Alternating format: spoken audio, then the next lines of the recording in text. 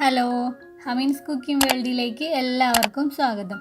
ഇന്ന് ഞാൻ വന്നിട്ടുള്ളത് പച്ചമാങ്ങ കൊണ്ട് ഉണ്ടാക്കിയെടുക്കാൻ പറ്റിയ നല്ല ടേസ്റ്റി ആയിട്ടുള്ള ഒരു ജ്യൂസിൻ്റെ റെസിപ്പിയുമായിട്ടാണ് കേട്ടോ. നല്ല ടേസ്റ്റാണ്, വളരെ എളുപ്പത്തിൽ ഉണ്ടാക്കിയെടുക്കാനും പറ്റും.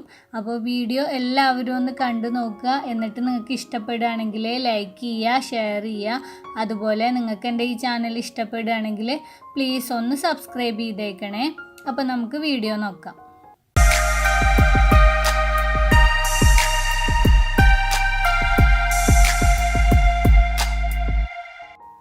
അപ്പം ഞാൻ പച്ചമാങ്ങ ജ്യൂസ് ഉണ്ടാക്കാനായിട്ട് ഇവിടെ 2 പച്ചമാങ്ങയാണ് കേട്ടോ എടുത്തിട്ടുള്ളത്. ഇനി ഇതിൻ്റെ തൊലിയൊക്കെ ഒന്ന് കളഞ്ഞിട്ട് ചെറുതായിട്ടൊന്ന് കട്ട് ചെയ്തെടുത്തിട്ട് വരാം. ഇപ്പം ഞാനിതാ കണ്ടോ, ഇതിൻ്റെ തൊലിയൊക്കെ കളഞ്ഞ് ചെറുതായിട്ട് കട്ട് ചെയ്ത് വെച്ചിട്ടുണ്ട്. ഇനി നമുക്കിതിനെ മിക്സിയുടെ ജാറിലേക്ക് ഇട്ട് കൊടുക്കാം. ഇനി ഇതിലേക്ക് ഇപ്പം ഞാൻ ഒരു 2 പുതിനയില ഇട്ട് കൊടുത്തിട്ടുണ്ട് കേട്ടോ. ഇത് ഓപ്ഷണലാണ്, നിങ്ങളുടെ അടുത്ത് ഉണ്ടെങ്കിൽ മാത്രം ചേർത്താൽ മതി, ഇല്ലെങ്കിൽ ഒരു കുഴപ്പമില്ല. പിന്നെ ഇതിൻ്റെ പുളിയൊക്കെ ഒന്ന് ബാലൻസ് ചെയ്യാനും വേണ്ടിയിട്ട് കുറച്ച് ഉപ്പും കൂടെ ചേർത്ത് കൊടുക്കുകയാണ് കേട്ടോ. ഒരു 1/4 ടീസ്പൂണിലും താഴെ ഉപ്പാണ് ചേർത്തിട്ടുള്ളത്.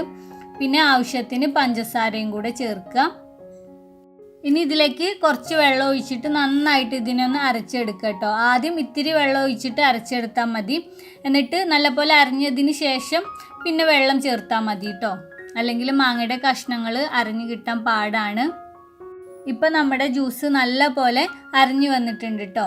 ഇനി നമുക്കിത് സെർവ് ചെയ്യാം. ഇത് അരിച്ചെടുക്കേണ്ട ആവശ്യമൊന്നുമില്ല. പിന്നെ ഈ ഒരു അളവ് വെച്ചിട്ട് നമുക്കൊരു 4 ഗ്ലാസ്സോളം ജ്യൂസ് ഉണ്ടാക്കിയെടുക്കാനായിട്ട് പറ്റും കേട്ടോ. അപ്പോൾ എല്ലാവരും ഒന്ന് ട്രൈ ചെയ്ത് നോക്കുക. നല്ല ടേസ്റ്റിയാണ്, വളരെ എളുപ്പമാണ്.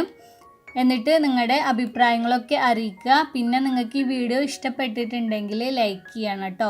അതുപോലെ നിങ്ങൾക്ക് എൻ്റെ ഈ ചാനൽ ഇഷ്ടപ്പെട്ടിട്ടുണ്ടെങ്കിൽ പ്ലീസ് ഒന്ന് സബ്സ്ക്രൈബ് ചെയ്തേക്കണേ.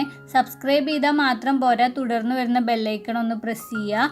അതിനുശേഷം വരുന്ന ഓൾ എന്ന ഓപ്ഷനും കൂടെ മറക്കാതെ പ്രസ് ചെയ്ത് വെക്കുക കേട്ടോ. അപ്പോൾ നമുക്ക് ഒരു അടിപൊളി വീഡിയോയുമായിട്ട് കാണാം.